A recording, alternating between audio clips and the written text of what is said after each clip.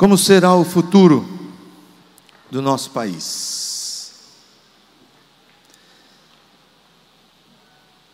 A palavra que eu quero repartir com vocês hoje, a gente já vai ler o texto bíblico, tem tudo a ver com isso que nós vamos falar mesmo, é sal e luz, luz e sal. Onde é que existem esses elementos na Bíblia? Qual foi o contexto? Que tipo de comparação existe? O que é que Jesus fala acerca desses dois elementos? O contexto é o seguinte: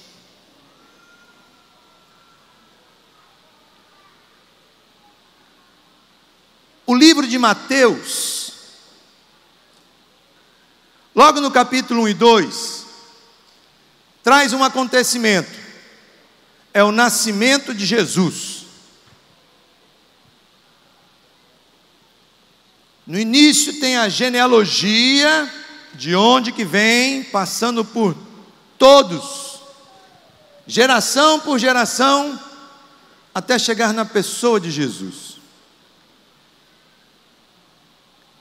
Aí existe um hiato, porque o texto diz que o anjo orienta José a ir morar no Egito, para que o menino não seja morto pelo rei Herodes.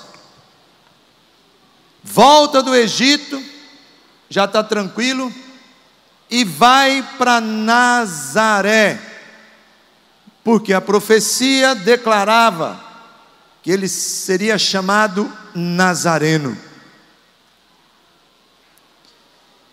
E aí começa, digamos assim,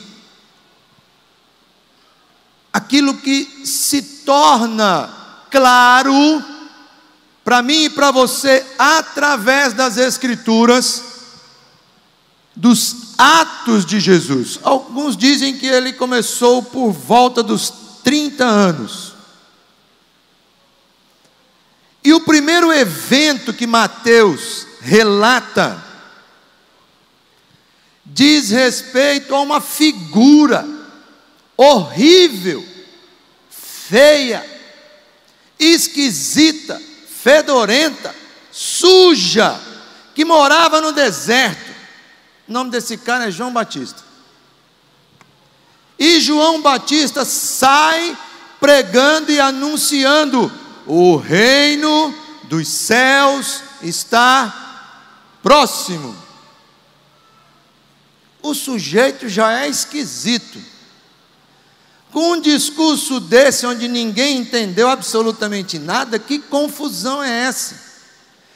Arrependei-vos, o reino dos céus está próximo. Aí lá está João batizando no Rio Jordão, e Jesus se aproxima. E quando João o vê, fica intrigado, porque Jesus diz: eu quero ser batizado. E João fala: não, é você quem tem que me batizar. Ele diz: não, João, uma coisa de cada vez, me batize, por favor. E aí João batiza Jesus. E o texto diz o quê? Os céus se abrem, e como que em formato de pomba, o Espírito Santo, que é uma pessoa, Deus Pai, Deus Filho, Deus Espírito Santo, pessoa, desce em formato de pomba, e se ouve uma voz dos céus, que diz o quê? Este é o meu filho amado, meu filho querido, em quem eu me alegro, eu me regozijo nele. E aí vem a tentação. Jesus é levado ao deserto pelo Espírito. e é tentado por 40 dias. 3 eventos: nascimento, batismo, tentação. E aí o próprio Jesus começa o bate-papo entre eles dizendo: olha, o reino já está, o reino já veio, o reino está entre nós. Meu amigo, pense que discurso esquisito. Todos, sem exceção, eram acostumados a reis e reinos, inclusive o povo de Israel, que brigou com Deus, insistiu com Deus, até que Deus deu um rei para eles. O primeiro foi Saul, e depois vieram tantos outros, Davi e por aí vai. E naquela época havia um rei, o nome dele era Herodes. Se você acha que esse negócio de rei, político, gente que está no poder, é alguma coisa nova em termos de corrupção, de se vender, isso é uma balela. Desde que o homem pecou, o homem se deixa corromper e o homem se corrompe. E não era diferente nesses dias. Havia um outro reino, Roma, império, que estava dominando todo mundo, inclusive o reino de Israel, estava sob domínio. O imposto agora era pago a quem? César.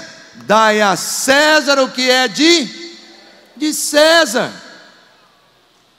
E aí Jesus reúne todos os seus, como se fosse isso aqui, ó, uma montanha, um monte, e no capítulo 5 ele fala sobre as bem-aventuranças. Qual é o segredo da felicidade do homem, do bem-estar do homem, da mulher? Como é que ele pode ser alguém diferente? E aí a coisa fica esquisita. Jesus diz assim: bem-aventurados os que choram. Mas entre nós quem chora é um sujeito frouxo, não é? Bem-aventurados os mansos. Pense, num cearense lá de Jaguariúna, ou qualquer outro canto por aí afora. Manso? Que conversa é essa, rapaz? O reino que Jesus vem anunciar para mim e para você é o contrário do que está sendo colocado aí o tempo todo pelo mundo, daquilo que é o status quo. E aí no versículo 13 de Mateus 5, ele começa a falar algo muito interessante. Nas bem-aventuranças, ele definiu quais são as características desse cidadão do reino, do seu discípulo. E agora, ele vai revelar para a gente como é a vida nesse reino. O que é esse reino? Vamos ler comigo o texto, juntos. Podemos fazer assim? Bem pausadamente? Mateus 5, de 13 a 16. O 13 diz assim: vocês são o sal da terra. Mas se o sal perder o seu sabor, como restaurá-lo? Não servirá para nada, exceto para ser jogado fora e pisado pelos homens. O 14: vocês são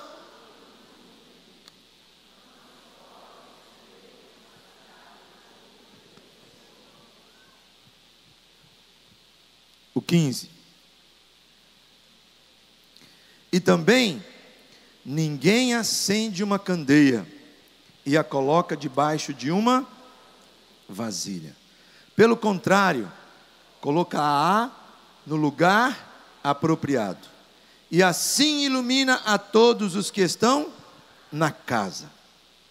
E o 16, assim brilhe a luz de vocês diante dos homens, para que vejam as suas boas obras e glorifiquem ao Pai de vocês que está nos céus. Vamos orar mais uma vez? Senhor, tua palavra acaba de ser lida, ela é a verdade, santifica-nos na tua verdade. Ela é o poder de Deus para a salvação de todo aquele que crê. Ela é mais poderosa que qualquer espada de 2 gumes, que vai penetrando até juntas, medulas, e vai discernindo intenções do coração e da mente. Pense, Deus, que coisa maravilhosa é a tua palavra. E ela tem nos ensinado hoje à tarde. O Senhor está falando comigo, com cada um de nós. Nós somos o sal da terra. Nós somos a luz do mundo. Não sou eu quem estou falando isso. É o meu irmão mais velho, Jesus, Filho unigênito do Pai. Deus abençoa, para que a pessoa do teu Espírito Santo possa falar a cada coração nesse lugar, compreendendo mentes e corações e o que cada um está vivendo, Deus. Só o teu Espírito Santo pode fazer isso. Essa é a nossa oração, minha oração, no nome precioso do nosso poder superior, que tem nome próprio. O nome dele é Jesus Cristo. Amém e amém. No Sermão do Monte, Jesus elabora o novo mandamento. O novo mandamento é amar uns aos outros como ele nos amou. O que Jesus ensina é um novo estilo de vida, é uma nova maneira de viver.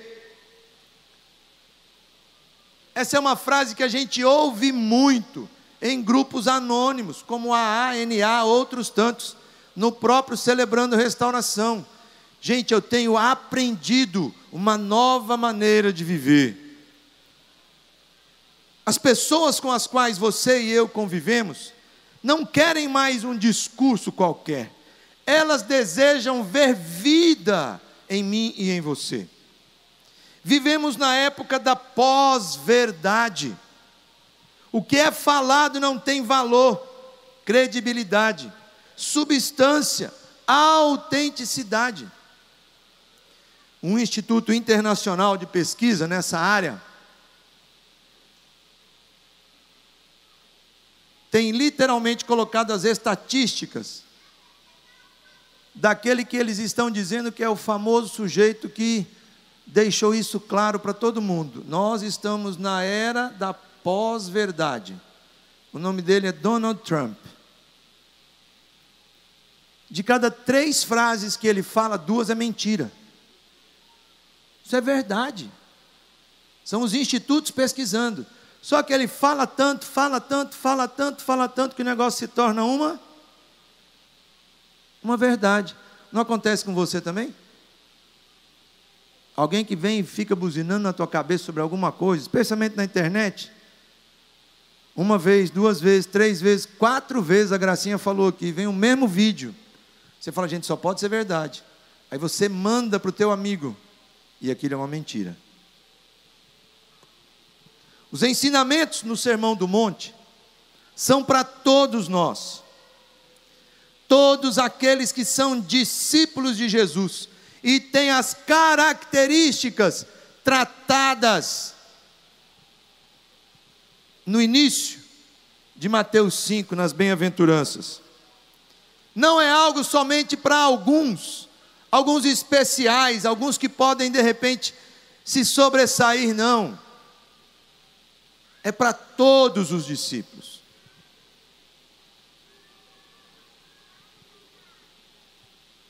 Jesus deixa claro no Sermão do Monte que o propósito da vida no reino de Deus não tem nada a ver com o bem-estar do discípulo.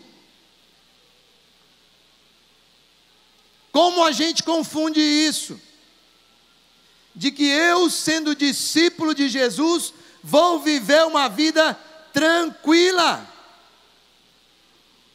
Jesus disse: no mundo vocês terão aflições.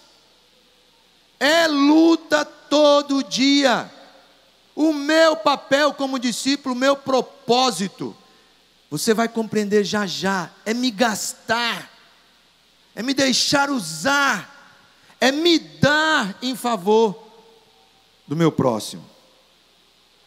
Jesus acredita que os discípulos têm uma participação extremamente positiva no mundo. Jesus usa esses dois elementos, que estão presentes em tudo quanto é casa: sal e luz, para definir nosso propósito na vida.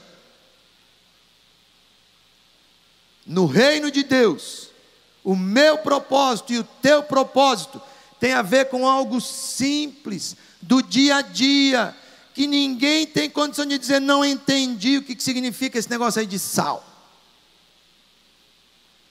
O pai do meu papai dizia o seguinte: só se conhece uma pessoa depois que você come uma saca de sal de 50 quilos com ela. Essa era uma época em que você ia para a cidade, porque na roça, lá no interior do Paraná, você precisava de duas coisas para sobreviver. Qual era? Querosene para a lamparina e o sal. Porque senão as coisas apodreciam. Sal e luz, para definir nosso propósito na vida, no reino de Deus. Ao comparar os discípulos com sal e luz, Jesus estabelece que existe uma clara diferença entre os discípulos e o mundo. O mundo aqui são pessoas que não querem se submeter a Deus e à sua vontade. De novo, existem pessoas que não querem se submeter a Deus e à sua vontade. Isso é o que o próprio Senhor Jesus coloca como sendo o ímpio, aquele que não quer fazer a vontade do Pai. É o sistema do mundo completamente corrompido. Vocês não devem ser assim, porque vocês são sal e luz. A influência do discípulo sobre a sociedade depende dessa diferença. Luz, discípulos, exercer uma ação positiva de iluminar. Já o mundo está em trevas. Ou você tem dúvida disso? O mundo jaz no maligno. Você acha que vai melhorar?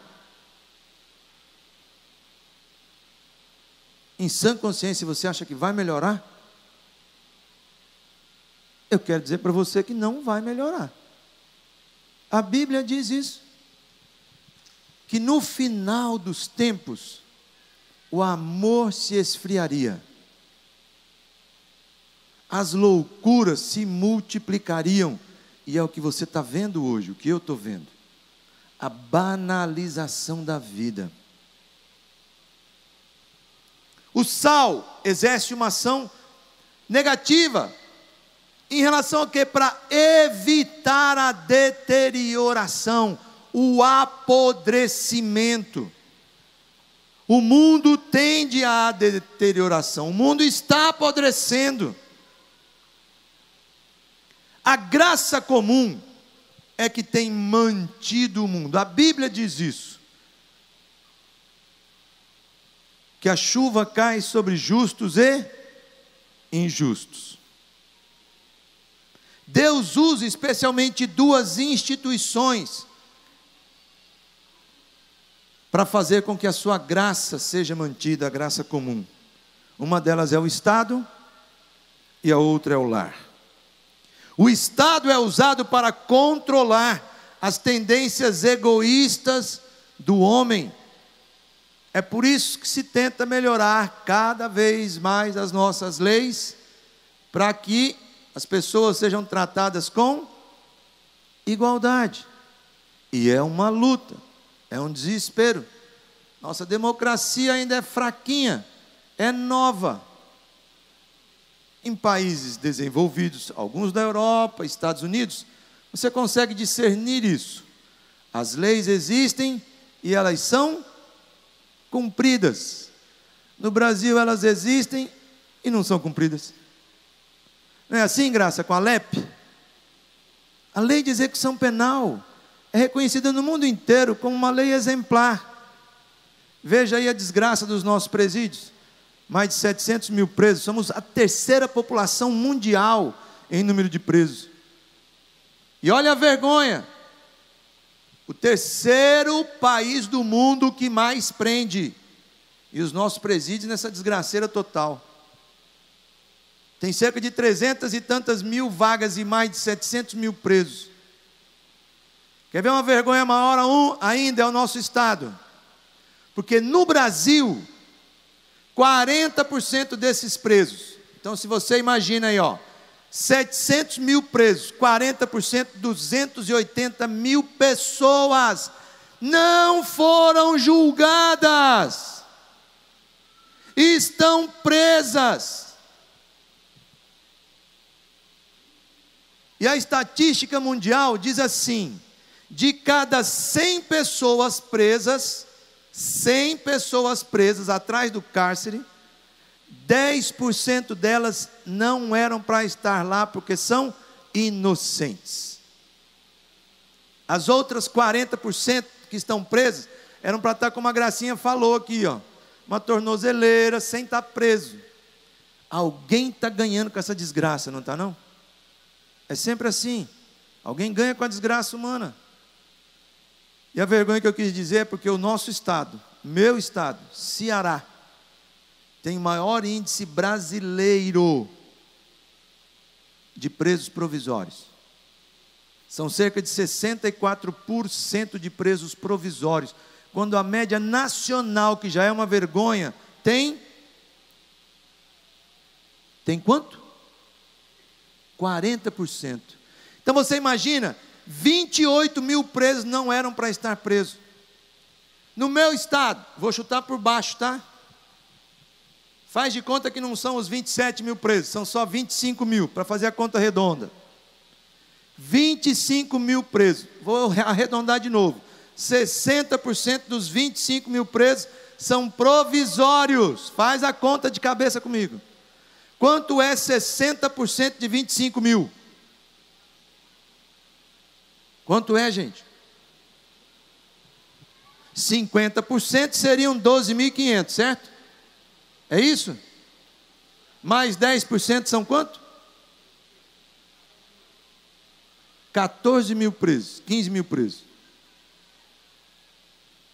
15 mil presos estão presos e são provisórios, não foram julgados. E passa o tempo, e muitos passam, é muito tempo, não é não, Graça? A Graça sabe do que eu estou falando, que é uma loucura. Agora, se nós temos 15 mil presos provisórios no estado, e desses 15 mil, pelas estatísticas, 10 mil são inocentes, 10% são inocentes, nós temos 1.500 pessoas presas no estado do Ceará que são inocentes. Gente, isso é uma vergonha. Não é uma vergonha? Aquilo que a Graça falou, o coletivo, prenda esse miserável, prenda esse desgraçado, não quero ele perto de mim, prenda. Isso está na minha e na tua cabeça também. Isso não é só coisa do mundo não. A gente quer ver o sujeito longe da gente.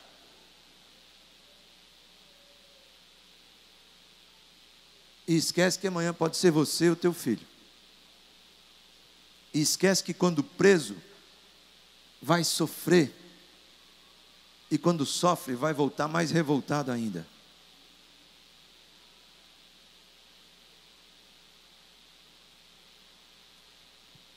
O Estado é usado para controlar as tendências egoístas do homem, e o Estado tem falhado. E o lar estabelece uma influência sadia sobre o homem. É em casa que você e eu aprendemos a dizer muito obrigado, com licença. E se alguém é mais velho, o tratamento é o Senhor. Não é assim? E ainda estão tentando botar a goela abaixo, um monte de porcaria aí, para os nossos filhos. Não temos luz própria. Nossa luz deriva da luz do mundo. Jesus diz em João 8,12: eu sou a luz do mundo, e quem me segue não anda em trevas, mas terá a luz da vida. A luz são as obras, elas glorificam a Deus, são a manifestação visível da fé cristã. Você diz e você faz. Proclamar com palavras e com atos. Como estamos carentes dessa coerência. Pode perder o seu papel se não iluminar.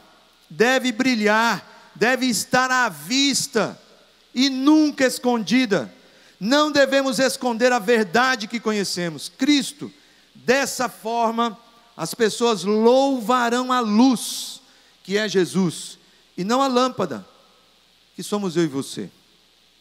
Sobre o sal era algo precioso. No Império Romano era inclusive uma forma de pagamento, daí o nome salário. O salário era pago em sal. Pode ser condimento, pode ser algo para conservar. Jesus se refere especialmente à sua qualidade de preservar, para evitar a deterioração. A ideia não é que o mundo é insípido, o mundo está sem sabor, e os cristãos tornam o mundo saboroso, menos sem gosto. Não! O mundo está apodrecendo, e ele não pode impedir sua própria deterioração. Apenas o sal, quando introduzido de fora, pode fazê-lo. O sal pode interromper, ou pelo menos retardar o processo da corrupção social. O sal era esfregado na carne para fazer essa diferença. Ou seja, o ato de preservar, de esfregar, incomoda. Mas o sal também pode perder o seu papel, assim como a luz. Ele precisa manter a qualidade da salinidade. O cloreto de sódio é um elemento químico estável, mas pode ser contaminado por impurezas, tornando-se inútil. A salinidade do cristão é seu caráter, descrito nas bem-aventuranças. São as características do discípulo. É o caráter do Filho de Deus, descrito nas bem-aventuranças.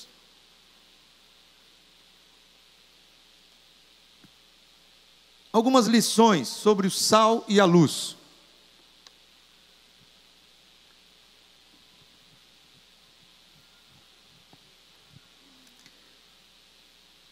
Três implicações práticas sobre o que implica ser sal e luz no mundo. Primeira lição: há uma diferença fundamental entre cristãos e não cristãos. A igreja e o mundo são comunidades separadas. Elas estão relacionadas uma com a outra, mas esta relação depende da diferença. Para servir ao mundo, sal e luz, você e eu precisamos da diferença, porque os discípulos são diferentes e são convocados a serem diferentes na prática. 2, segunda lição, precisamos aceitar a responsabilidade que esta diferença coloca sobre nós. Não podemos falhar com o mundo. Somos chamados para servir o mundo e servir no mundo, como sal e como luz. Não podemos viver alienados, nem como vítimas em relação ao mundo. Não podemos fechar os nossos olhos e nos dar ao luxo de não querer ver, ou saber, ou não se importar, ou se sentir um coitadinho de mim. Cristo é poderoso para modificar pessoas e transformar estruturas. Eu vou repetir isso, gente. Cristo é poderoso para modificar pessoas, transformar pessoas, modificar estruturas, transformar estruturas. Não somos indefesos no mundo, temos Cristo. Jesus é por mim, Jesus é por você. Olha que frase sensacional de Lutero. Lutero disse assim: com a simples palavra de Cristo, eu posso ser mais desafiador do que eles com todo o seu poder, espadas e armas.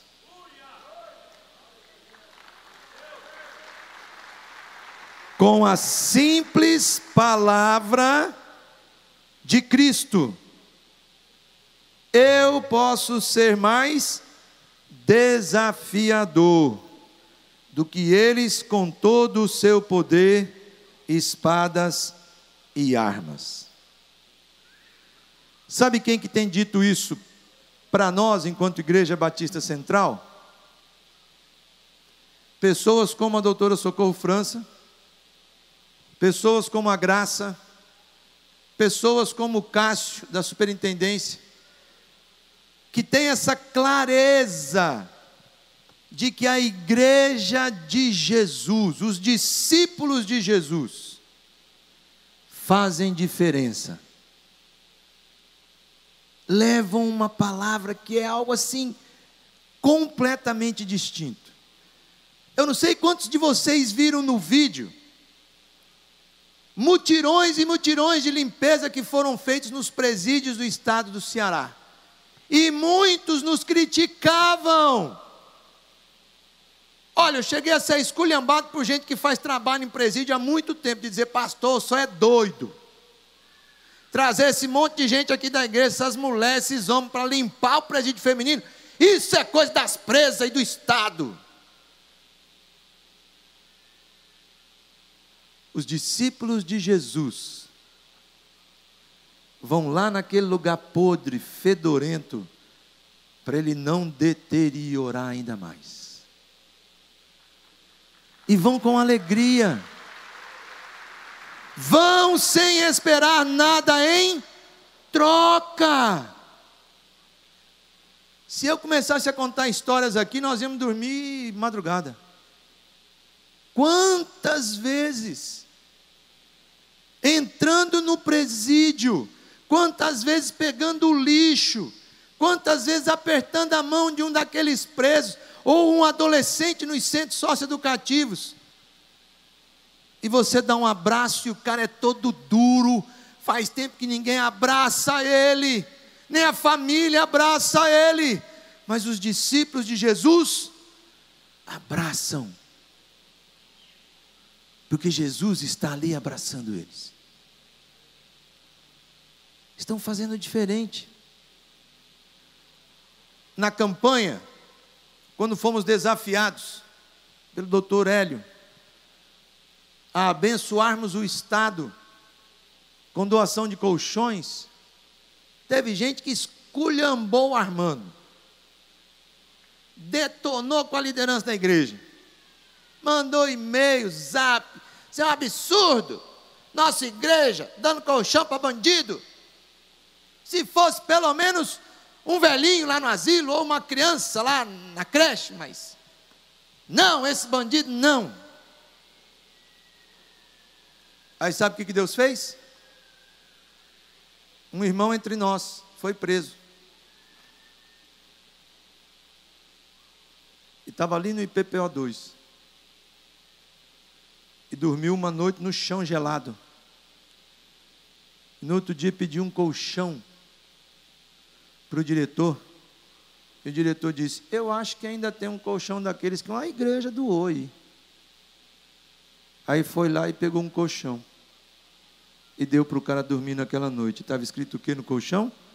Vivendo um dia de cada vez. E aquele irmão que tinha esculhambado com a liderança da igreja, quando foi visitar o amigo, descobriu que aquele colchão que ele tinha dito que não ia dar de oferta, estava agora fazendo o quê? Sendo um instrumento de Deus para abençoar um irmão que lá estava. Deus é muito engraçado, não é? Ele tem um humor impressionante. E Ele faz isso comigo e com você. Terceira lição, temos uma dupla responsabilidade: se dar e se gastar. Se dar e se gastar. Eu quero pedir licença a você para contar um pedacinho da minha história. Dia 27 de novembro agora, eu viajei para Curitiba, a pedido da Casa de Recuperação Nova Vida, CRENVI. Casa de recuperação que me acolheu em 1984, quando ela estava fazendo 7 anos de existência. Eu fui chamado agora para a comemoração dos 40 anos de existência dessa casa. E me chamaram para contar a minha história.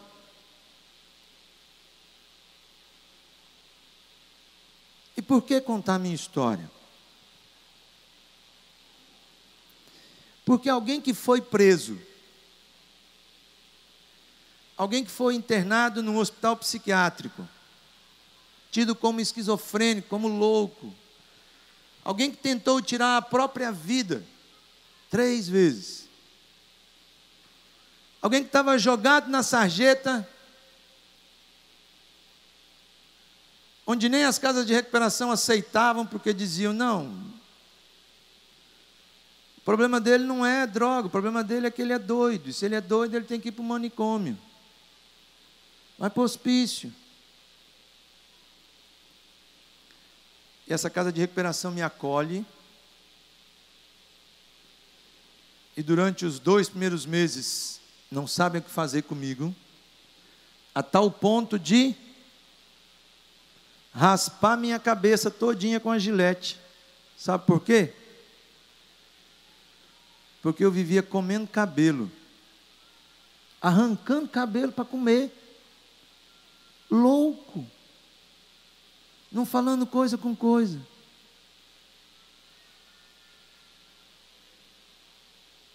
Aí Deus entra na minha história. E eu peguei esse momento aqui para falar sobre o dar e gastar, porque houve um momento na casa de recuperação, no meu ano de recuperação, no final do ano de 84, que todos os monitores foram para casa naquele final de semana.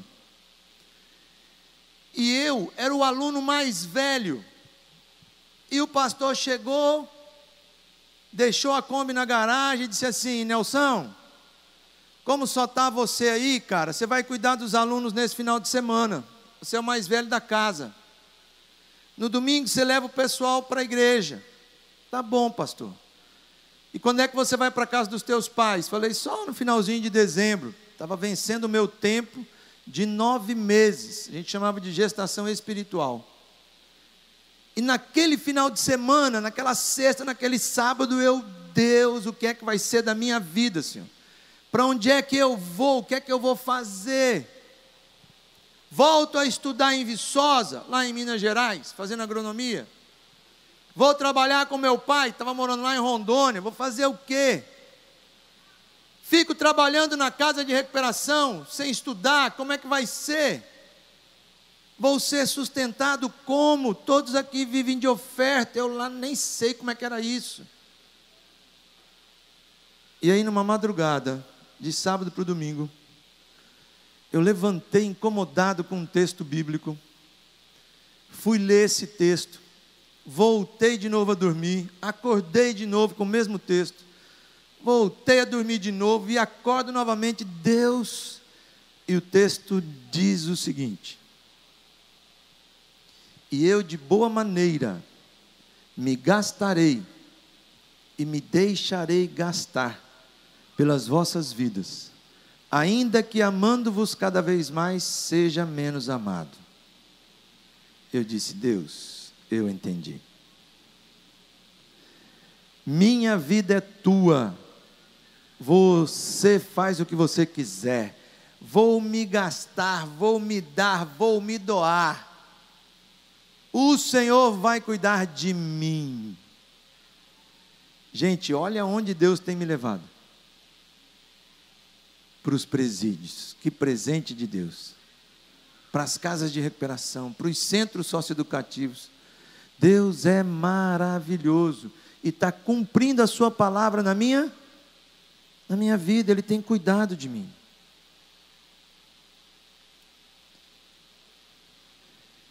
Eu quero que a gente assista um vídeo agora. Por que eu quero que a gente assista esse vídeo? É de um filósofo brasileiro, que não é uma pessoa religiosa, é até um crítico muito feroz, muitas vezes aquilo que a gente vive e pratica como cristãos, mas ele faz uma observação muito interessante. Ele está fazendo uma palestra para universitários, é a área dele, ele é um pensador, escritor, e ele fala sobre o papel, a função da igreja, num contraponto em relação ao Estado. Dá uma olhada, ele é bem curtinho, mas vale a pena ouvir com carinho, prestar... Uma valorização, inclusive, da vida dentro da igreja e não da vida dependente do Estado, né?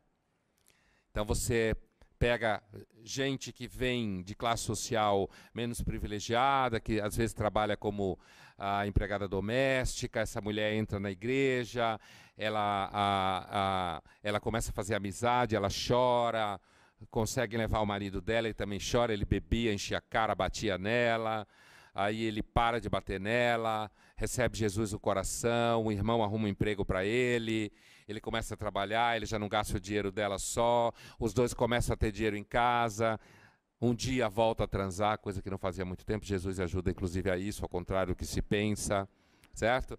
Volta a transar, e aí os filhos ficam alegres, porque a mãe está cantando em casa, o pai está feliz, né? Aí eles ganham o que fazer no final de semana, a igreja propicia sociabilidade, ganha cidadania dentro da igreja, né? Eles tomam decisões, pagam dízimo, mas os ricos pagam terapia, 300, 400 reais a hora para o terapeuta falar né? Então, assim, cresce, você tem um sentimento de unidade, certo? Você tem um sentimento de que você participa de alguma coisa. Pessoas que normalmente não sentiam que participavam de coisa nenhuma, ganham cidadania. Então, uma das coisas que o crescimento da igreja evangélica no Brasil está ensinando para o povo inteligente, que nem eu, assim, que trabalha com política, ética, filosofia, história, geografia, sociologia e tal, jornalismo, é o seguinte: o movimento evangélico está mostrando no Brasil que ele consegue produzir sensação de cidadania mais do que o Estado brasileiro consegue. E de forma mais eficaz, e mais imediata, e mais barata. É só um dízimo, certo? E você recebe, em troca disso, amizade, sentido, vínculos, um equilíbrio familiar, né? Tudo que as pessoas querem na verdade.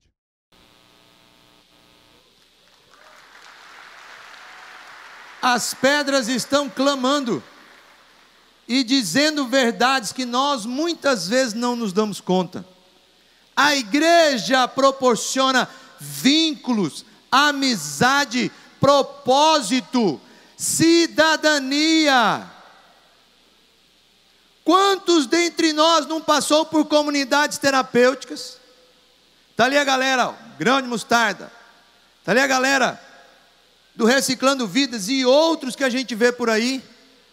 E daqui a pouco começa a frequentar realmente a igreja, porque entende o propósito na sua vida, passa a ser um discípulo de Jesus e volta a estudar e vai trabalhar, e é bênção na vida da família e é bênção na sociedade. Como você e eu então podemos ser sal e luz? Primeiro, com denúncia. Presta atenção. Denunciar o que não está certo. Precisamos ser mais corajosos na condenação do mal. Quando o evangelho é vivido, o sal arde. Jesus não diz que somos o mel do mundo. Ele diz que você e eu somos o sal da terra, a luz do mundo. E apoiar aquilo que é bom, aquilo que é correto, aquilo que está sendo feito. Apoiar aquilo que é bom, aquilo que é correto. Conheçam a VEPA, saibam o que é o desespero dessa mulher para conseguir as coisas numa vara onde ninguém acredita. Ninguém acredita nela, não. Ninguém acredita que as pessoas possam vir para cá num domingo, passar o domingo conosco, fazer o Celebrando Restauração de 8h30 às 10 da manhã, trabalhar aqui colocando as cadeiras, assistir um filme à tarde, muitos deles ficam para o culto à noite, e a sua vida vai ser transformada pela luz de Jesus, e porque você está salgando esse mundo que está apodrecendo. Precisamos apoiar as comunidades terapêuticas. Olha quanta gente fazendo coisa maravilhosa nesse país, nesse estado, nessa cidade. Descubra, se envolva, apoie aquilo que é correto, seja sal, seja luz. Quantos atos de compaixão você tem participado? Os grupos de relacionamento, todo mês desenvolvem um ato de compaixão em algum lugar, com alguém menos favorecido, com alguém machucado, com alguém sem a graça. E para quê? Porque Deus criou o Estado como estruturas sociais para reprimir o mal e incentivar o bem. Família e Estado foram criados para que o mal não avance. Os cristãos têm a responsabilidade de verificar se estas estruturas estão sendo preservadas e operando com justiça. Temos dois chamados. Somos chamados para melhorar as estruturas da sociedade e somos chamados para transformar as pessoas através do Evangelho. Eu não sei quantos de vocês sabem, mas os estudos indicam o que nós celebramos esse ano como 500 anos da Reforma, como o acontecimento que mudou completamente as estruturas vigentes na época. E sabe por que eles dizem isso? Porque a palavra de Deus se tornou acessível a todas as pessoas. Porque as pessoas compreenderam, não só que não tinham que comprar um pedacinho no céu, não. Que elas poderiam ter vida e vida em abundância aqui e agora. Da mesma forma, durante a escravatura, o primeiro movimento a trabalhar a abolição foi a partir de igrejas cristãs na Inglaterra. Quanta coisa maravilhosa nós já contribuímos. E a gente não se dá conta. É nossa vez agora, enquanto igreja, enquanto discípulos, fazermos diferente, fazermos diferença. Lembram-se das 10 medidas contra a corrupção? Nossa igreja contribuiu com 14 mil assinaturas. Eu acho que nós deveríamos ir a Brasília, sabia? Esses 14 mil dizer, ó, minha assinatura está aí. Eu quero que esse negócio seja votado direito, não numa madrugada, nessa esculhambação do Congresso Nacional aí.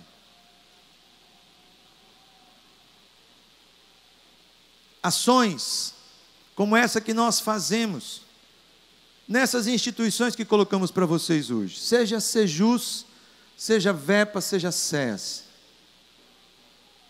Você e eu somos discípulos de Jesus. Jesus disse para mim e para você que nós somos sal da terra e luz do mundo. Como sal, precisamos nos esfregar nas pessoas que estão apodrecendo.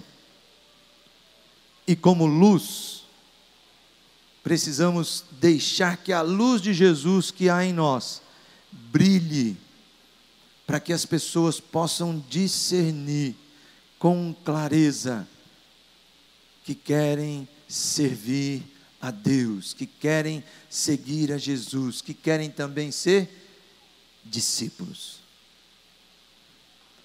Eu tenho 2 desafios nessa noite para você. E a gente está caminhando agora para o final. Os meninos já vão subir aqui, para a gente poder cantar. O primeiro desafio é: se existe alguém entre nós, nessa noite, seja visitante ou não, que ainda não entregou sua vida a Jesus. A palavra de Deus diz assim, ó: se você com a sua boca confessar a Jesus como Senhor, e em seu coração crer que Ele ressuscitou dentre os mortos, serás salvo. Então, se você ainda não tem essa convicção, porque se você não tem o Filho, você não tem a vida, é o que a palavra de Deus diz. Jesus olha para você e diz que você tem características do reino de Deus, e diz que você é sal e luz. Se você é parte daquela bem-aventurança ali, ó. Se você se reconhece como alguém que mesmo sendo bravo agora quer ser manso. Se você quer ser o pacificador, como a Gracinha falou, até na minha maneira de falar com a minha família. Então, se você quer nessa noite entregar sua vida a Jesus, dizendo: Jesus, quero ser seu discípulo, ó, fica de pé no teu lugar aí, onde você estiver. Tem alguém entre nós que nessa noite gostaria de dizer: Jesus, eu quero ser seu discípulo? Fique em pé, fala: eu quero, Deus. Quero que o Senhor olhe para mim e diga que eu sou sal, que eu sou luz. Essa é a decisão mais importante que qualquer pessoa pode tomar na sua vida. Há alguém entre nós? Fica de pé no seu lugar e diga: eu quero Jesus como meu Senhor e meu Salvador. Essa é uma decisão entre você e Deus. Não tem nada a ver, inclusive, com a Igreja Batista Central. Ninguém está chamando você para você ficar por aqui entre nós, não. Você é membro da igreja. Isso é um reconhecimento. É o Espírito Santo de Deus falando com você e dizendo: olha, eu preciso de Jesus. Eu reconheço que Ele morreu por mim na cruz. Morreu no meu lugar, para me dar vida e vida em abundância. Há alguém?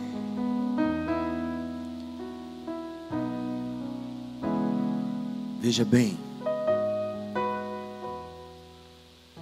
se existe alguém entre nós que ainda não tomou essa decisão, eu quero dizer para você que hoje à noite ainda você pode fazê-lo. Amanhã de manhã você pode fazê-lo. Você não precisa nem fazê-lo em público. Não é necessário. Essa questão relacionada a apelo, gente, Eu não sei quantos de vocês conhecem a história da igreja, mas durante mais de 1800 anos, nunca houve nenhum sermão em nenhuma igreja cristã que se fizesse um apelo no final. Isso começou a acontecer no início do século passado, em movimentos de avivamento nos Estados Unidos. E Deus usou uma pessoa chamada Moody, um grande pregador do Evangelho, que já no início do século passado reunia cerca de 30 mil pessoas num estádio para poder pregar a palavra. E Moody, num domingo, depois que terminou de pregar, disse assim: semana que vem eu não vou começar a pregar antes de fazer uma pergunta muito clara a todos vocês. E a pergunta vai ser: durante essa semana que você esteve lendo a Bíblia, orando, alguém aqui reconheceu que Jesus é Senhor e Salvador da sua vida? E você vai poder dizer se você fez isso ou não, lá no secreto do teu quarto, ou lendo a palavra.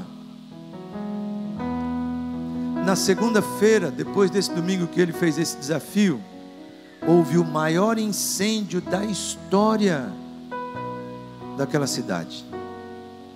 E cerca de 20 mil pessoas morreram. E dessas 20 mil pessoas que morreram incendiadas, calcula-se que em torno de metade, 10 mil, pertenciam a esse bairro onde Moody estava pregando. E aí Deus falou com Moody o seguinte: Moody, uma semana é muito. Quando você terminar de pregar, faça o desafio logo em seguida, porque pode ser que essa pessoa não volte semana que vem. E assim as igrejas começaram a fazer isso que eu estou fazendo aqui agora. Mas eu não quero constranger você. Quem convence você é o Espírito Santo de Deus. E eu não tenho dúvida, Ele habita entre nós. Até indo para o carro, até voltando para casa, conversando com a esposa.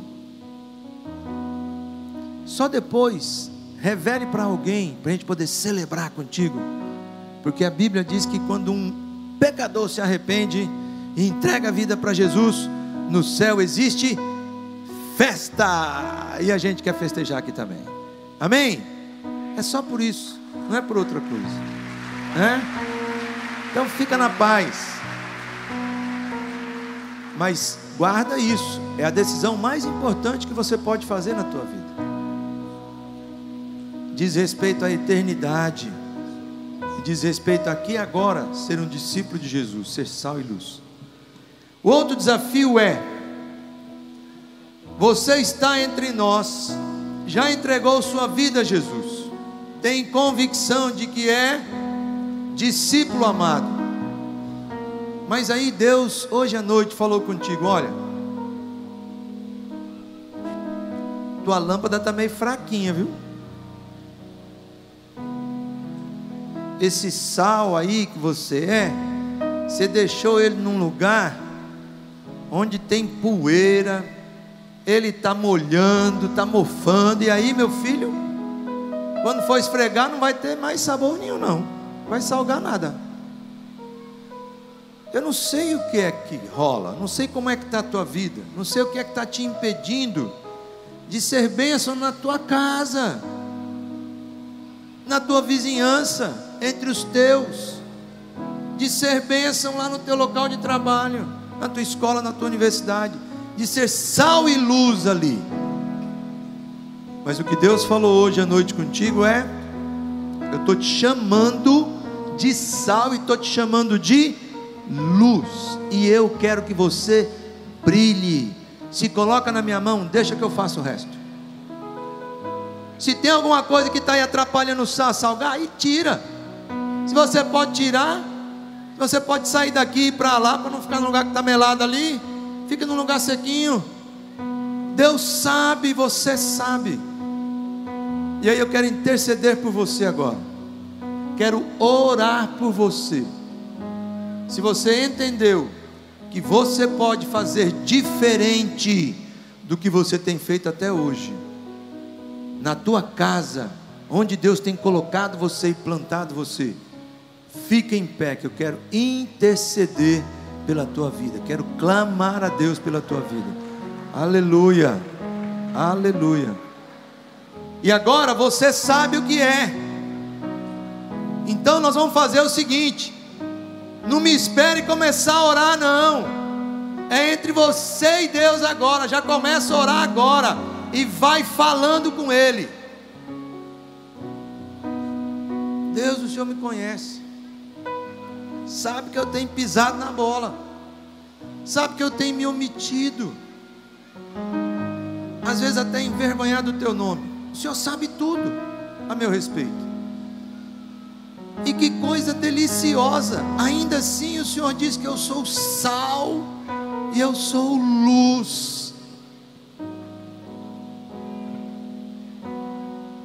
Oh Deus, muito, muito obrigado, Senhor, pela tua palavra que é viva, e porque o Senhor, de uma maneira muito especial, muito linda, falando sobre o teu reino e os cidadãos do teu reino, o Senhor descreve quais são as características destes cidadãos, desses discípulos. E para ficar mais claro ainda, para que ninguém tenha dúvida, o Senhor pega dois elementos do dia a dia: sal e luz. E olha para mim, Nelson, e diz: Nelson, você é sal, você é luz. E olha para cada um de nós que estamos em pé, reconhecendo esse presente que o Senhor nos dá, declarando que nós somos sal e luz. Deus, no teu nome, no nome do teu Filho amado, abençoa essas pessoas.